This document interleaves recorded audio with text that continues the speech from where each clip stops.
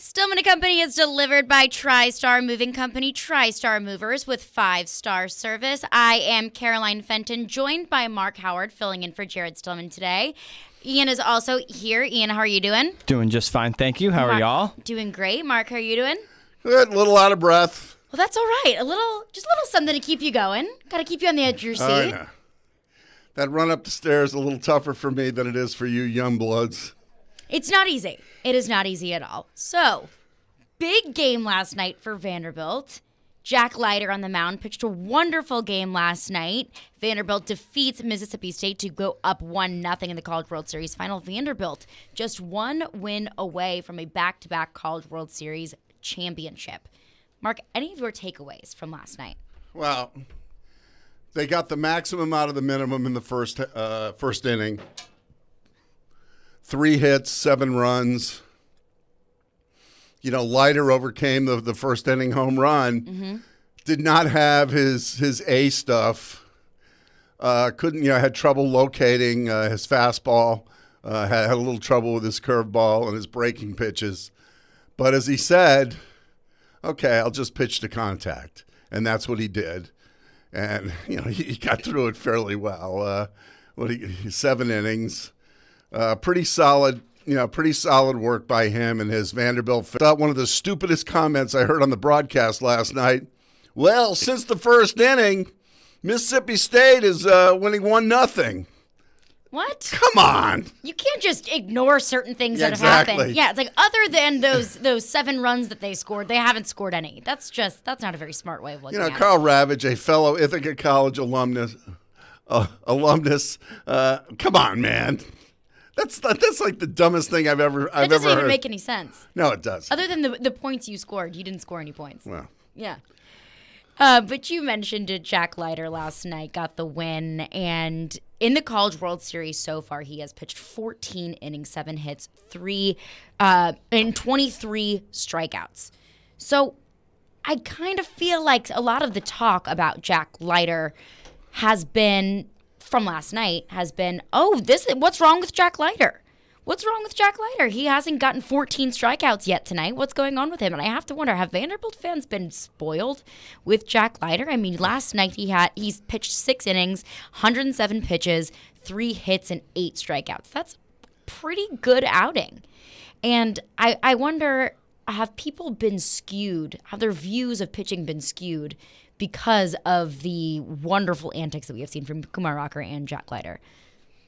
Well, I mean, if you're a semi-knowledgeable baseball fan, you understand that you're not going to be fantastic every time you go out.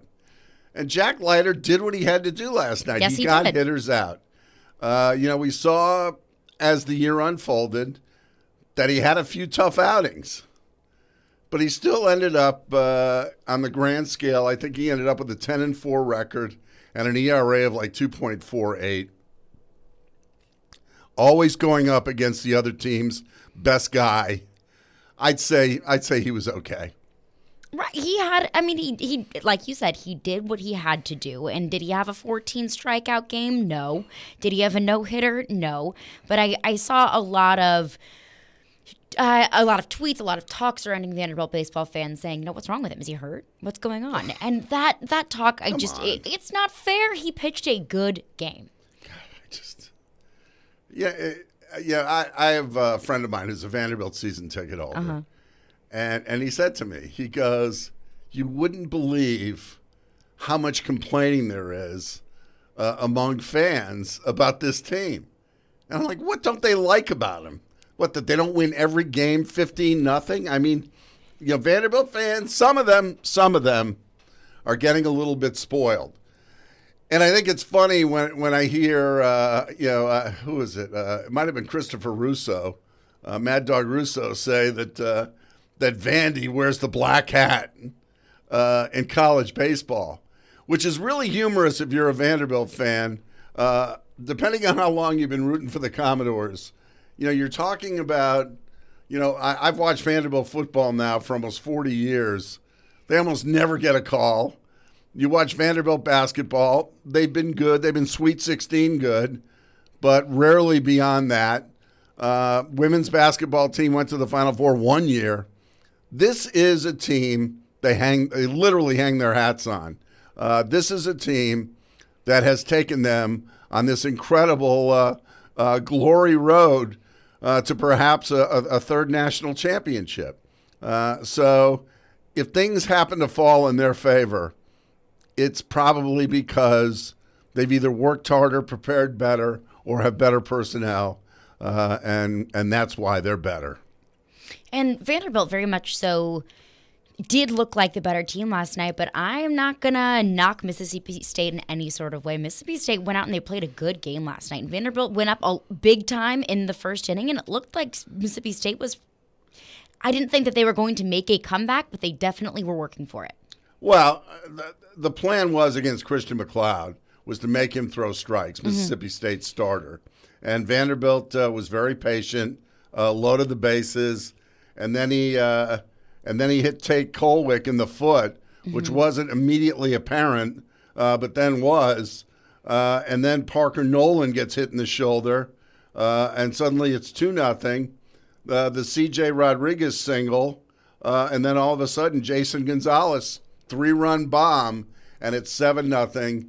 And, it's the old Mike Tyson line, everybody has a game plan till you get punched in the mouth.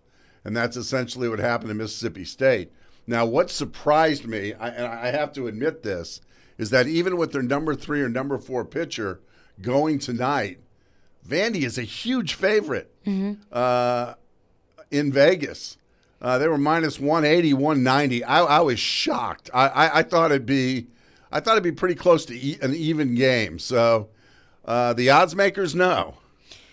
Do you think that Vanderbilt is so favored because people in Vegas really do think that Vanderbilt is going to win this game tonight, or do you think that that's what they think the fans are going to say, that's what they think the bettors are going to do, just because Vanderbilt won so big last night? It's purely on the numbers. It is a mathematical formula. Now, the number may get pushed up or down depending on who bets on them, but for the most part, they set the number. It's pure math. Whoever they think is pitching. That's what they base it on, and and all the offensive stats and everything else. It's not made with emotion. It's made with cold math.